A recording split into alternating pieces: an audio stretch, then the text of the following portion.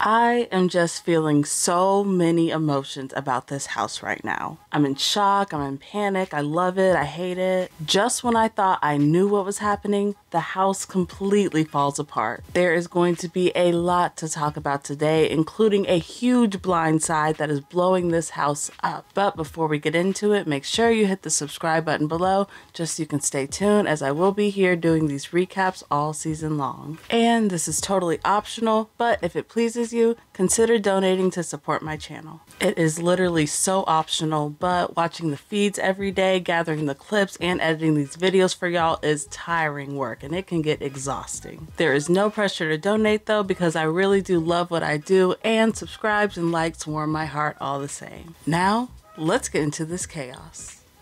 So when we last left off, Felicia and Izzy remained on the block together, and it was looking pretty solid that Felicia would be the one evicted. The vote seemed set in stone, but there was still a lot of tension and gossiping about where the house guests stood with each other. Cameron has been awoken in the game now that America has told him that he's been the house target for weeks now. He finally knows that mostly everyone in the house is against him, and he finally realizes that Jared's been stabbing him in the back this whole time. So Cameron is going to continue to push this narrative that Izzy needs to go. Because if Izzy stays in this game, that is another me.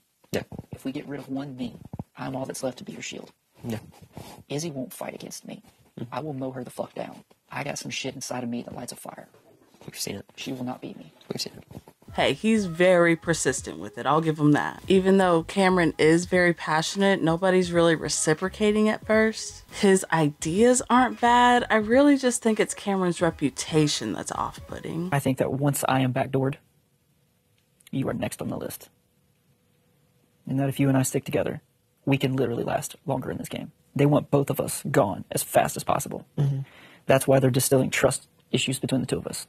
They don't want us hanging out. At this point, it's looking like it's really only Bowie and Mimi that are willing to keep Felicia. But Cameron's not giving up, and neither is America. She's been low-key trying to get Izzy out since the very start of the week. She just hasn't had the numbers to do it. I've really been hearing that it's Felicia, and Felicia's gotta go, and I'm just like, yeah, that's not the smart choice. That is not the smart choice. So to her face, to Izzy, I am telling her, like, it's gonna be okay. I got you. Like, you know, but she's gotta go.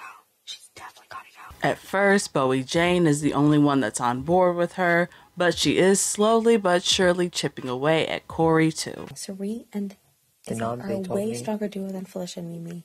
I'm not worried about Felicia and Mimi. And I'm not worried about them either, which is why they need to stay. So now this flip momentum is starting to pick up just a little bit, but the numbers still aren't there. And at first it's looking kinda grim since Matt and Jag don't seem to trust America a ton. With America, it's good to be closer, but I don't trust her. She's trying to be closer to you. I know, but I don't trust her. Yeah. She's trying to be closer to me too. Yeah. How do you feel about her? How I feel about her? Yeah. She's dangerous too. Yeah. Don't tell her. Don't give her any information. She goes around to everyone. I don't trust her. Meanwhile, Cirie and Izzy are starting to get a little bit paranoid about the house. They've noticed that Cameron is starting to distance himself from Jared, but they don't know that America is the cause of it. Still though, they are planning on targeting America soon, which isn't wrong considering what she's planning. So whoever wins this week, we need to have them put up some sort of couple with America in it. America. I mean, Jag and America backdoor Cameron, and then the next week, Jag and America, one of them goes home.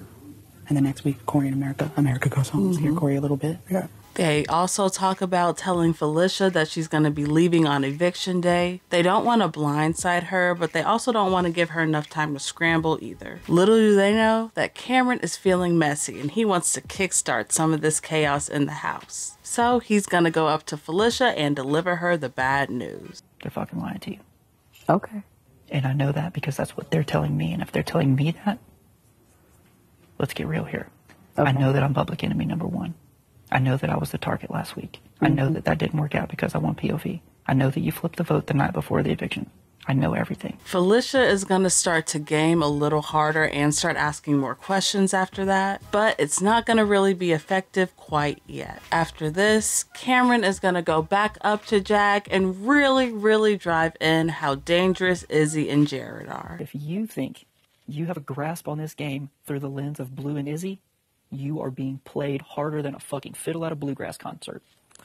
Blue, Izzy, Jared. Fuck me. Cameron's been pushing this narrative all week, but he didn't know that Jared was the missing link at first. Jared has been feeding Cameron so much ammo the past couple days, and now it's all coming back to bite Izzy. Cameron is finally able to get through to Jag during this conversation, so Jag's gonna go up to America and Cory. And all of a sudden, just like that, we have a flip on our hands. Here's my thought. Jag, if you're considering it, I'm truly considering it, and now I need to consider it. Do you think Matt would be on board? Because I don't. You don't think he's gonna be on board? Mimi and Bowie would. I know they would, but I'm not trying to leave Matt out of this vote. I personally couldn't believe it. Like, I did not think that this was actually going to happen. I was especially shook that Cory was down because Izzy's been pretty good to Cory during this game. I was also so proud of Jag for finally having a good read in the game. Like, I didn't think he had it in him at all. Now that people are starting to get on the same page, Cory is then going to bring Mimi into this flip. He tells her how she was about to be left out of this vote by her so-called allies. This week, the idea was it might be a 7-2 vote, but we'll tell Mimi towards the last second so she still feels roped in, because they were concerned if someone told you, you would tell Felicia, then we would have this chaos and it would flip on Izzy, which is kind of exactly what happened. This was a huge bombshell to Mimi because she's been super loyal this whole game and now she's feeling burned. Cory's then gonna try to bring Matt in, which at first I thought was pretty dangerous considering that he was blindly loyal to Cirie. But Cory breaks down all of the alliances that Cirie and Izzy had created. I am extremely certain that both of us are being fucking played. I've known about 7 Deadly Sins for like 3 weeks. There's another alliance of 7 people with me in America and Mimi. Okay. So this is their fucking plan. Yeah. Right? They had these 2 groups. They didn't tell us about each other. Yep. And we're supposed to target each other. They also talk about how shady Jared's gameplay has been and how he can't be trusted. Now everyone's comparing notes and Jared's messiness is finally coming to the forefront, which is wild because Jared was in the best position in the entire house, but it seems like those 2 days of Cirie being out the game really ruined everything. He turned against Cory, he threw Matt and Jag under the bus, and now here we are. Jared told everything. There's nobody else that could have. Jared cannot be trusted. Blue is obviously with Jared, tells Jared everything. Okay? Yeah. Cirie is in the middle of it all. I've told you that we can't trust you Cirie. already had that thought. Izzy is in that too. You know what I mean? Izzy's right there. Izzy, Cirie, and Jared are 3. There is now an incredibly high chance that Jared will go on the block soon, and worse, an even higher chance that he'll go on the block next to Cirie. Yikes. The flip is currently in full force, and now that all of the major alliances in the game have been leaked, I really don't see it flipping back. Which is bittersweet for me because on one hand, it's always fun seeing the underdogs flip the house, but on the other hand, I absolutely adore Izzy. I absolutely love the way she plays the game. She has the best energy and she's one of the best casting choices we've seen in a while. The TV edit has not shown how dynamic, strategic, and chaotic she can be, and I think that's an absolute crime. No matter what happens, watching these 3 ladies absolutely dominate the first half of the game has been so inspiring. And I'm just gonna miss this trio so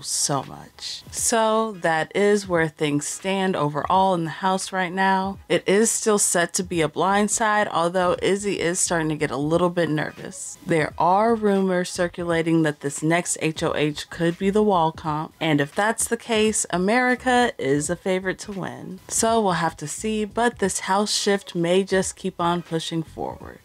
Of course, I want to know, what do you all think of this power move? Are you loving this blindside, or are you sad to see Izzy go? Let me know in the comments below. No matter who leaves, it's really gonna hurt me to watch, but hey, I know that's just the nature of the game. Of course, I will be back to update you all if anything else big changes in the game, but until next time, peace.